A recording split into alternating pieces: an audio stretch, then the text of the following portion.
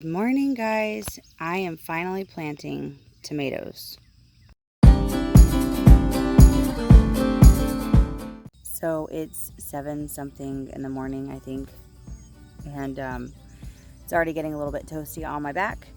You probably can't see me very well, but I am starting to plant tomatoes. These tomatoes have been in cups for so long; they're not doing great, and I really don't know how my tomato yield is going to be this year. And I love growing tomatoes, so I'm really hoping that these take off once they're planted. But I thought I would go over some tomato tips with you guys. There are just a few things that you can do that will boost your tomato production, so let's go over those now. So first, I'd like to say these tomatoes have been in these cups for so long. They're not thriving by any means, but we have had so much going on, and we moved, and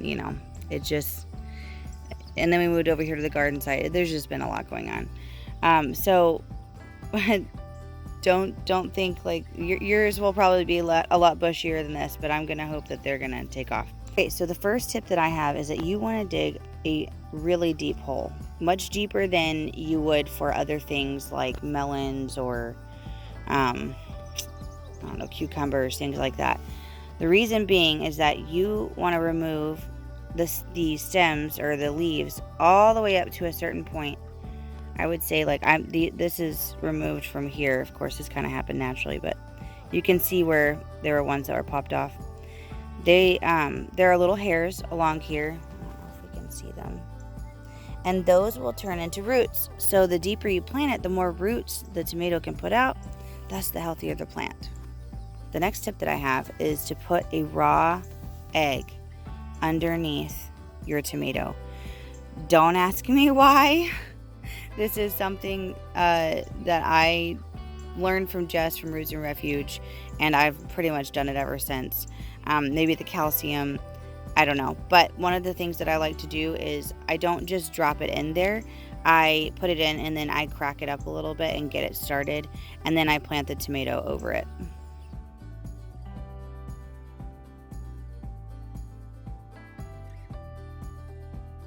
Another thing that you can do for planting is to actually lay your cups sideways for a couple of days, and it will start to curve upward like this. And then when you plant it like this, because then you have all of that can take root.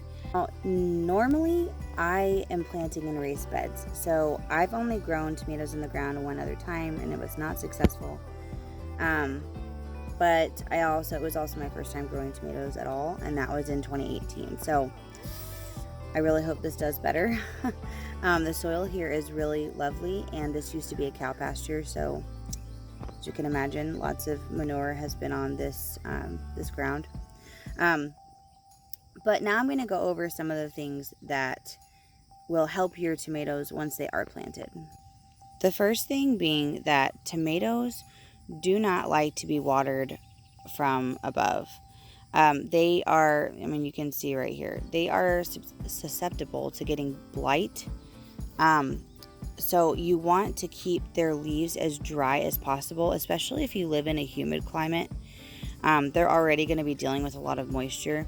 So make sure to water them at the base, from here down, and not above, over the leaves. So the next tip, really I feel like I should remake this once these tomatoes are huge, but the next tip would be just to make sure to keep them pruned. You can let them kind of go wild and just be a bushy plant, but I like to keep them heavily pruned because of the airflow and because of blight problems. So whenever you're going through and trying to figure out which ones to prune, I'll show you an example on this scraggly little yellow pear one I have. You can choose which stems you're going to pop off, whether or not you want it to create more tomatoes or not.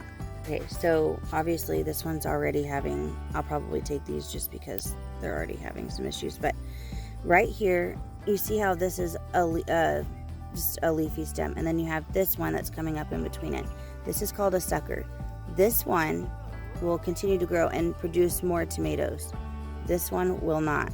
So if you want it to keep doing that, making more tomatoes, you can pop off this one. Now, if you're wanting to not have it stem into 2 more stems that are making tomatoes, you just want to keep this one, you would pop this one off. I'm going to go ahead and pop that one off too because it's yellowing. So that was the difference between which ones, you've got the leafy stems, and then you have the ones that are actually going to produce more tomatoes, and they pop up in between. Like, you can kind of see how there's a little leaf right there. That's going to pop up and make a sucker where it will produce more tomatoes. All right, so my last tomato tip is going to be one that I really can't even show you because these guys aren't blooming right now. I mean, I could show you this flower that's about to fall off, but so tomatoes are self-fertile, meaning they don't have like male or female flowers. So to pollinate by hand, you can do several different things. You could use a paintbrush. I've seen people using electric toothbrushes, which is pretty cool. Or you can just take your hand. Normally what I will do is I will just come up and kind of shake the plant. But I've seen people use the electric toothbrush and they touch it to the flower, and all of a sudden you just see all this pollen go, and it's really neat. So you don't actually need the male and female flower because each flower contains both. And so that's pretty neat about tomatoes. So yeah, kind of a short video today. I know the lighting is kind of weird, but I don't want to be just like with the sun on my face. And the tomatoes look all dinky. But I'll check back in with you guys in like a couple weeks and we'll see like if these have taken off. So, all right. Bye guys.